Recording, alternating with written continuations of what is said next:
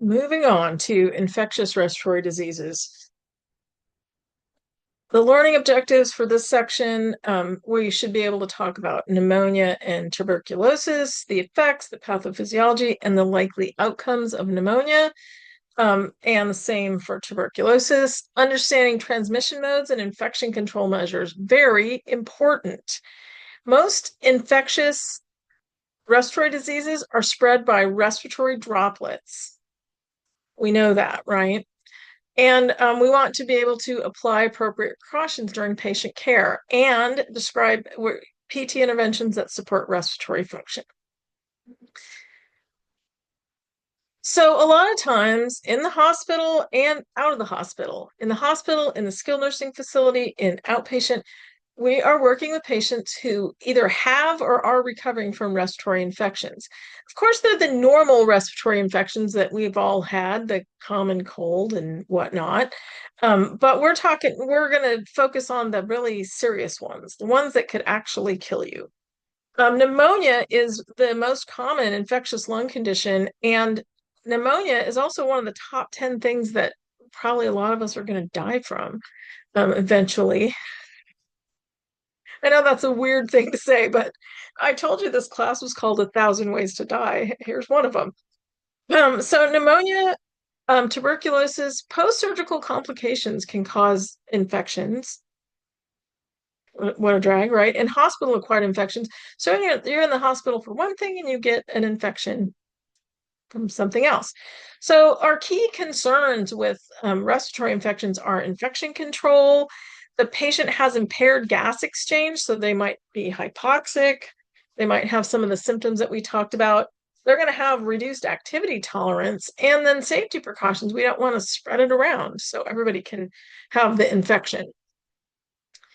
So with pneumonia, it is inflammation of one or both lungs, and mainly in or around the alveoli.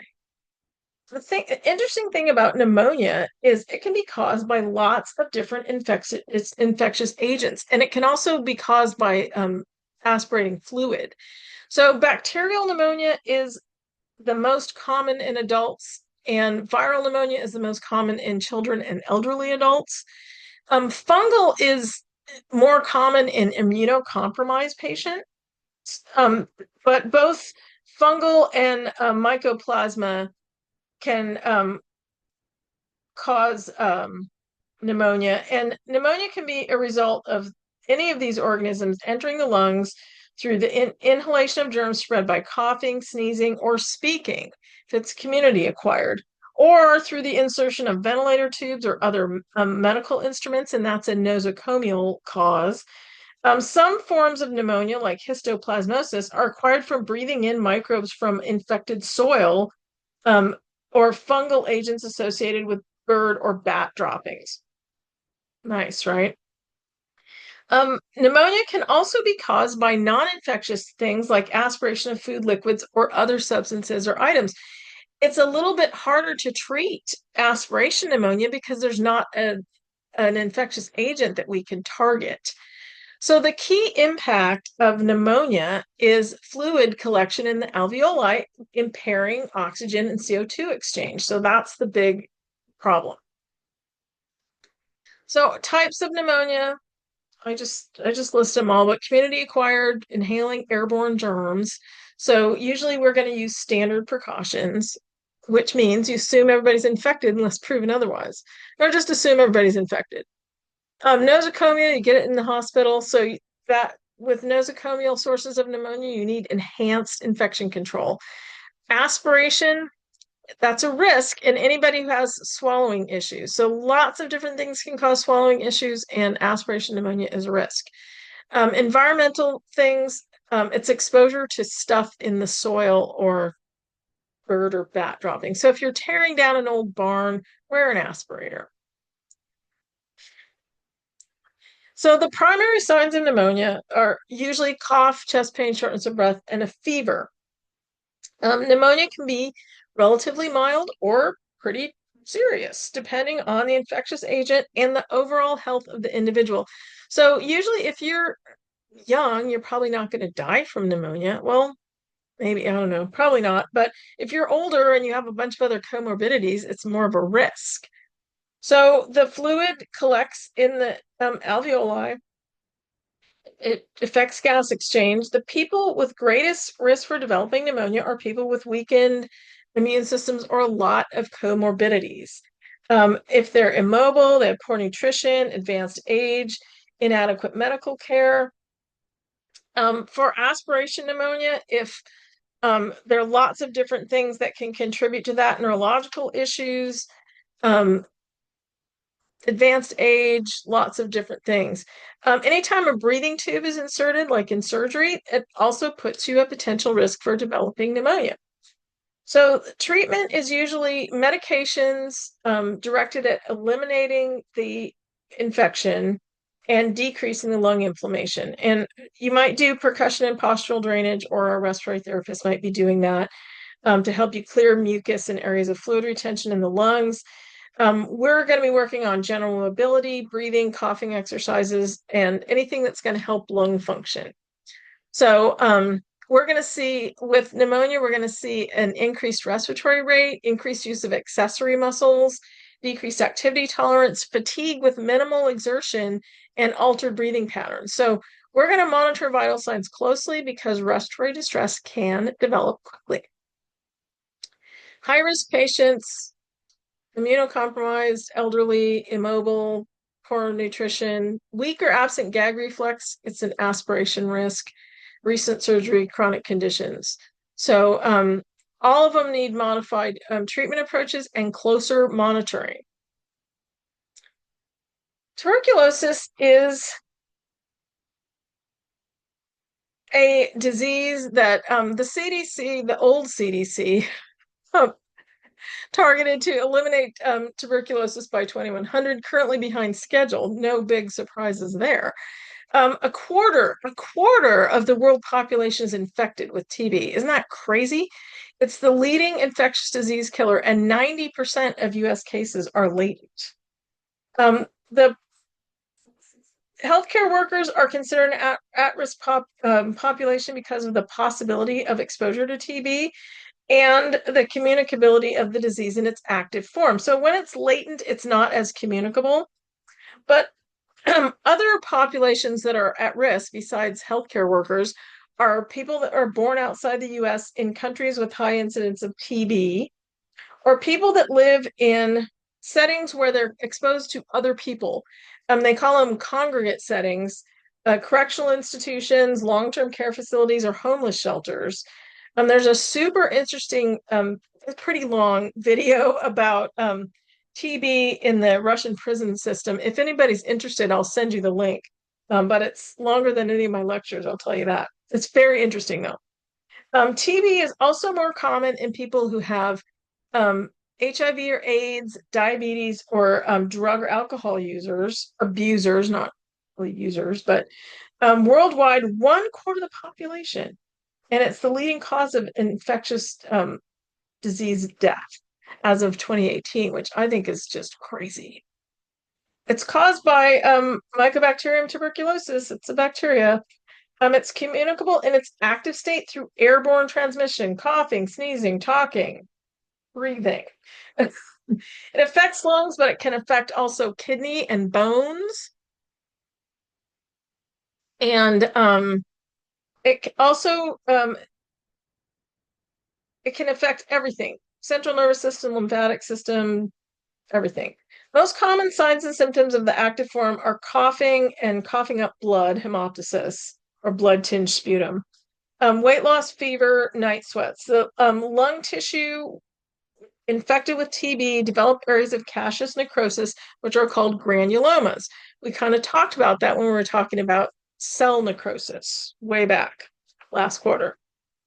So the initial exposure of the TB bacterium is considered the primary infection.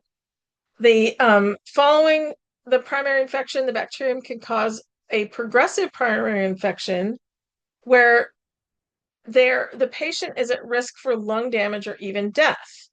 More often though, TB exists, 90% of TB out there is in the latent state, and 90% in the US, no symptoms and not contagious. So a person that has the latent form is more likely to develop a reactivation of TB um, if they are immunosuppressed for any reason.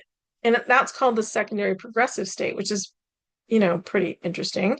So if they have HIV, diabetes, autoimmune disease, that can trigger the latent disease to become active.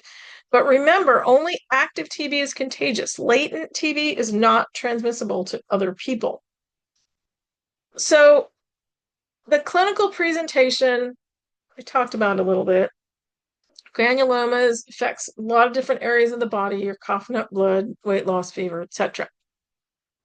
Screening tests, the Mantoux tuberculin skin test, I think we've all had it. It detects latent or active TB. Blood work, the quantiferon gold test is now considered like the standard, and it confirms tuberculosis bacterial presence. The most healthcare workers are required to get a TB test every so often, and you're usually required to get it before you go into clinicals and that kind of stuff. So an active TB diagnosis usually is done with chest X-rays, sputum testing, and any other imaging that they need. The BCG vaccine is available for high-risk populations, but it's not routinely used in the US because it interferes with skin test results, and the skin test is the most commonly used screening test, particularly for healthcare workers.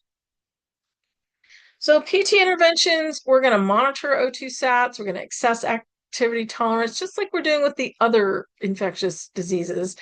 Modify intensity based on symptoms, teach the patient energy conservation techniques, teach them about positioning, how important it is to keep their lungs as open as possible.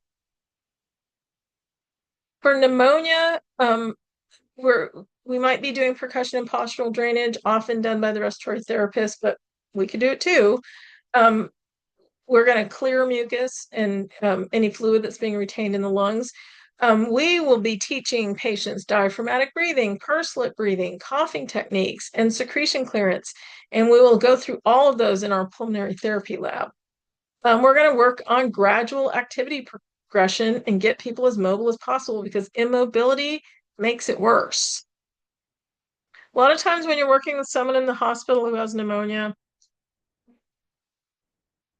you start the session with breathing techniques, you assess all their vitals, do some mobility. That's kind of what you're doing. Find out what their goals are and work towards those. Even though you're making baby steps, you're still working towards their goals. So you always want to check the patient chart and follow the facility infection control policies. Most healthcare facilities have an infection control team and they have posted on the door what if they have more than standard precautions. Everybody has standard precautions, but most types of pneumonia also have standard precautions. So we're going to do hand hygiene as per usual and gloves if needed. Active TB, airborne precautions, N95, fit tested N95, and a negative pressure room. So people with active TB have to be in a special room. And sometimes even the healthcare people that work with them will wear a PAPR, which is your own little personal negative pressure suit. Someone with latent TB, standard precautions, just like everybody, normal PT care, no restrictions. And if you don't know, use enhanced precautions and follow the facility protocols. So for pneumonia, they're going to use antimicrobial medications, target specific organisms. So they're going to want to do a culture and sensitivity on the sputum. Anti-inflammatory drugs, sometimes the mucus thinning drugs. And we're going to talk a little bit about different types of respiratory drugs in the last lecture. Supportive care, oxygen therapy, and IV fluids. TB treatment, people with TB are on long-term antibiotics, 6 to 9 months minimum. So they're on a really longer than you take antibiotics for just about anything else. A lot of times, multiple medications. There is drug-resistant TB, which, well, isn't that a drag? Treatments are expensive. They go on for longer, and there are less favorable outcomes. Also, most public health agencies do contact tracing for TB to make sure that they can nip it in the bud. So our key takeaways, we need to recognize and know the signs and symptoms that affect PT care. We need to follow appropriate infection control measures. We need to use our techniques to support lung function, watch for changes in the patient's respiratory status, and report concerns to the supervising PT or the NTL, nurse team leader, immediately if you're in the hospital. So one time I was working with a lady and she started sounding gurgly. And I thought, oh, that's not good. I reported it to the NTL and she was developing aspiration pneumonia. And so right away, when you notice something different about that patient, don't keep it a secret. Let everybody know. When in doubt about infection status or precautions needed, always ask the supervising PT or the facility protocols. That's really important. When you're in a hospital, it's not just your PT, but it's everybody else that is trying to support infection control. So you have the whole team working for you.